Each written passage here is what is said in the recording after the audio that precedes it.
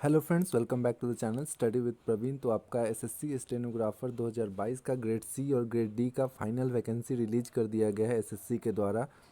तो हम लोग देखेंगे कि आपका ग्रेड सी और ग्रेड डी में कितना वैकेंसी है मिनिस्ट्री वाइज, क्योंकि बहुत सारा मिनिस्ट्री है। ठीक है, ग्रेड डी में बहुत ज़्यादा मिनिस्ट्री है, 50 से ज़्यादा मिनिस्ट्री है, और आपका ग्रेड सी में लगभग 10-11 मिनिस्ट्री है। तो हम लोग देखेंगे कि किस मिनिस्ट्री में कितना पोस्ट है और कितना ग्रेड पे है, और ये भी देखेंगे कि कौन से पोस्ट पे आपका कलर ब्लाइंडनेस कैंडिडेट अलाउड है या नहीं अलाउड है। आगे वीडियो में डिस्कस करेंगे कि आपका जो वैकेंसी रिलीज़ किया है उसके रिगार्डिंग आपका एक्सपेक्टेड कट ऑफ कितना जा सकता है। ठीक है, और एक क्वेरी कैंडिडेट का था कि आपका पोस्ट प्रेफरेंस का जो नोटिस आया था, तो पोस्ट प्रेफरेंस का अभी लिंक नहीं आया है, तो वो लिंक आपका कब तक एक्टिव होगा। तो चलिए वीडियो को स्टार्ट करते हैं। अगर आप चैनल पे नए हैं तो प्लीज़ चैनल को सब्सक्राइब कर सकते हैं और वीडियो को लाइक कर सकते हैं। जैसे ही आपका एसएससी स्टेनोग्राफर 2022 से रिलेटेड जो भी अपडेट आएगा मैं आपको जल्द से जल्द प्रोवाइड कर दूंगा। तो ये आप नोटिस देख सकते हैं। ठीक है, अभी अभी एसएससी के द्वारा जारी किया गया है। इसमें आपका जो ग्रेड सी का जो टोटल वैकेंसी है वो 3,389 है। ठीक है, 389 है, जिसमें आपका टोटल 11 मिनिस्ट्री है। ग्रेड सी में आपका जो सबसे ज़्यादा वैकेंसी है वो आपका सीबीआईसी में है। ठीक है, sorry CB sorry central board of indirect taxes. ठीक है, इनडायरेक्ट टैक्सेस में है। और उसके बाद जो आपका नेक्स्ट जो वैकेंसी है वो मिनिस्ट्री ऑफ डिफेंस में है, जिसमें 122 वैकेंसी है। और आपका फिर उसके बाद 60 वैकेंसी है मिनिस्ट्री ऑफ एमईए में, मिनिस्ट्री ऑफ एक्सटर्नल अफेयर में। और उसके बाद आपका 24 वैकेंसी है central administration tribunal for English steno के लिए। ठीक है, तो जो टोटल आपका वैकेंसी निकल के आ रहा है वो 389 है। ठीक है, और इसमें अगर हम कैटेगरी वाइज देखें तो यूआर का 202 वैकेंसी है, और आपका ओबीसी का 87 है, ईडब्ल्यूएस का 26 है, और एससी का 57, और एसटी का 17 वैकेंसी है। इसमें हम लोग देखा जाए तो आपका 4200 और 4602 ग्रेड पे है, जिसमें आपका 3 पोस्ट पे, जिसमें आपका मिनिस्ट्री ऑफ कॉरपोरेट और माइंस और टेक्सटाइल, इसमें आपका 4200 है। और बाकी जो आप लोग यहाँ तक देख रहे हैं टोटल जो 8 मिनिस्ट्री है, इसमें आपका 4600 ग्रेड पे है। ठीक है, एक में और आपका central board of indirect taxes. ठीक है, तो इसमें आपका 4200 ग्रेड पे है। और आपका मिनिस्ट्री ऑफ लेबर एम्प्लॉयमेंट में भी आपका 4200 ग्रेड पे है। तो ये आप देख लीजिएगा। ठीक है, आगे अगर हम लोग बात करें कि ग्रेड डी में कितना आपका वैकेंसी है, तो इसमें आपका जो ग्रेड पे रहेगा वो आपका 2400 ग्रेड पे है।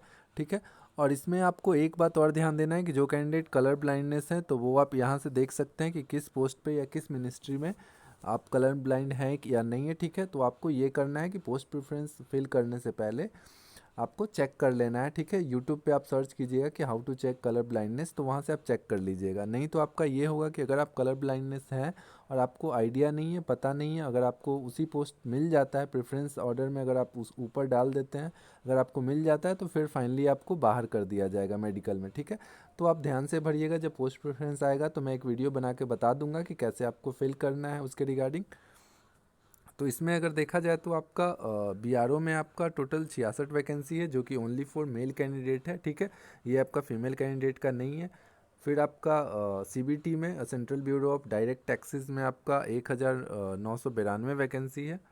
और बाकी आपका controller general of defence account, ठीक है, सीजीडीए में आपका 112 वैकेंसी है। ये सब देख सकते हैं आप पूरा। तो आपका बीआरओ में और आपका bureau of police research and development में आपको जो कलर ब्लाइंड कैंडिडेट है वो सुटेबल नहीं है।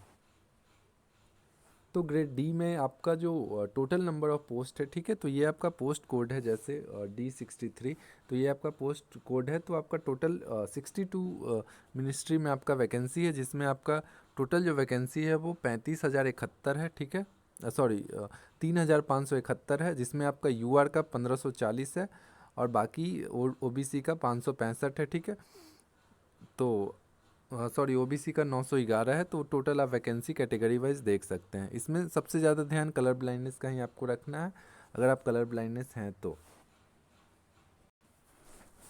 आगे आपका क्वेरी था कि पोस्ट प्रेफरेंस का जो लिंक आता है वो कहाँ पे आएगा और कैसे आएगा और कब तक आ सकता है। तो देखिए, आपका जहाँ से आप फॉर्म फिलअप करते हैं कैंडिडेट लॉगिन से, वहीं पे आपका चॉइस प्रेफरेंस का एक लिंक एक्टिव होगा, ठीक है। तो वहाँ से आप चूज़ करके और आपका एग्ज़ाम नेम स्टेनोग्राफर 2022 चूज़ करके, आपका जैसे आपका अगर बहुत सारे कैंडिडेट सीजीएल में भी अपीयर हुए होंगे मेंस में, तो उसका पोस्ट प्रेफरेंस जैसे भरे थे वैसे ही सिमिलरली सेम आएगा, ठीक है। तो जैसे ही आएगा मैं वीडियो में अपडेट कर दूंगा कि कैसे आपको फिल करना है। तो आपका जो एक्सपेक्टेड है वो लगभग 22 से 25 के आसपास आपका आ जाना चाहिए, क्योंकि ऑलरेडी नोटिस जारी कर दिया गया था कि आपका जल्दी ही आएगा। तो ज़्यादा टाइम नहीं मिलेगा आपको, और 3 से 4 दिन मैक्सिमम आपको पोस्ट प्रेफरेंस फिल करने में दिया जाएगा, ठीक है।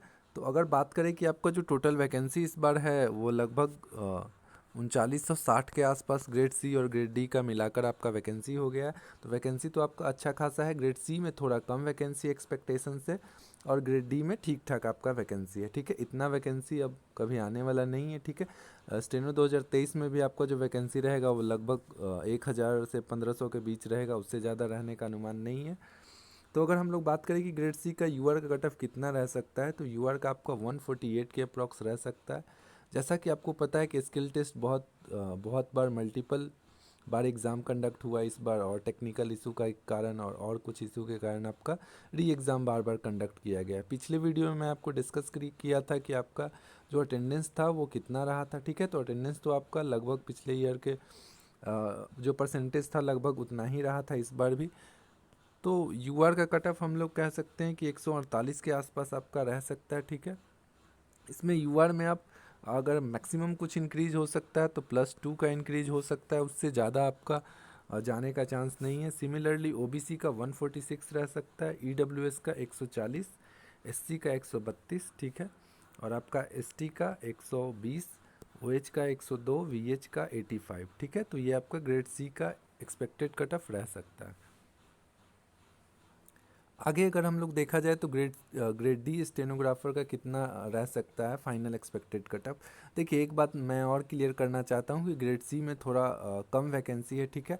तो इसके कटअप प्रिडिक्शन में थोड़ा ऊपर नीचे हो सकता है, लेकिन ग्रेड डी का जो कटअप है वो जिस रेंज में मैंने बता रहा हूँ उसी रेंज में आपका रहेगा, उससे 1-2 मार्क्स नीचे ही रहेगा, ऊपर जाने का बहुत कम चांसेस है।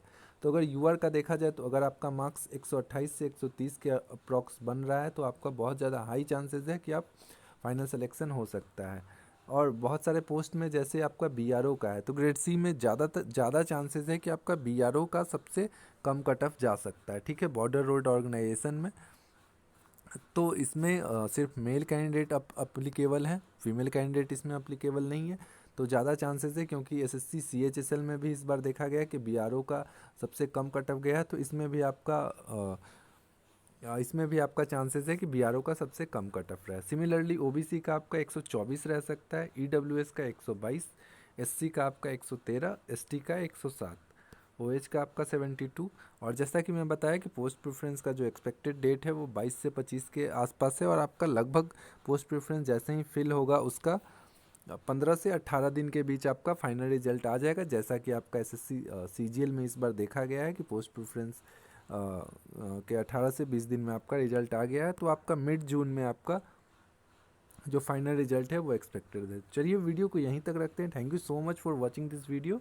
Have a nice day. और कोई भी आपका क्वेरी हो तो आप कमेंट बॉक्स में लिख सकते हैं, मैं आपको जल्द से जल्द रिप्लाई कर दूंगा, और जो भी डाउट होगा मैं क्लियर कर दूंगा। चैनल को सब्सक्राइब कर सकते हैं और वीडियो को लाइक कर सकते हैं।